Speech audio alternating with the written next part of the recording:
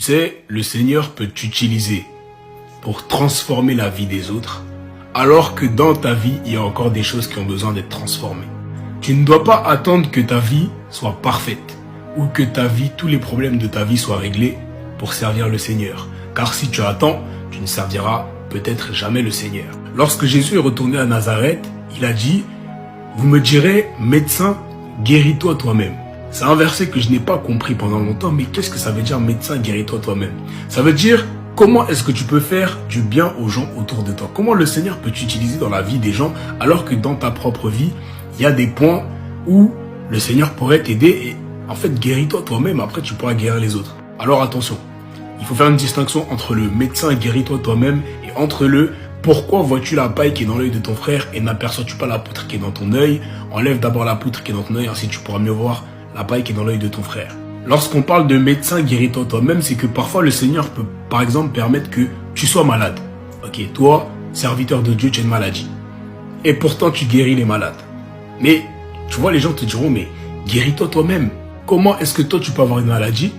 Quand tu imposes les mains aux gens, les gens guérissent. Mais toi-même, guéris-toi.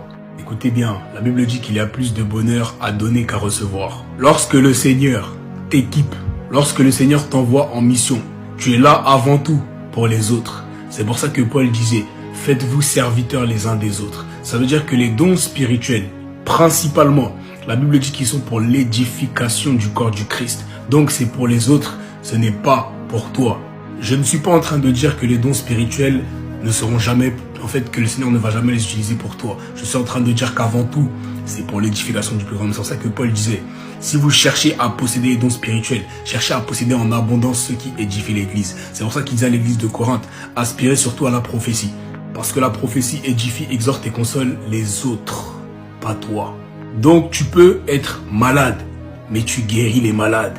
Tu peux être dans une situation compliquée, mais le Seigneur t'utilise puissamment pour transformer la situation des autres. C'est pour ça que lorsque Jésus est allé à la croix de Golgotha, les hommes lui ont dit, mais écoute, toi, si tu as pu sauver les autres, si tu es vraiment le Messie, descends de la croix.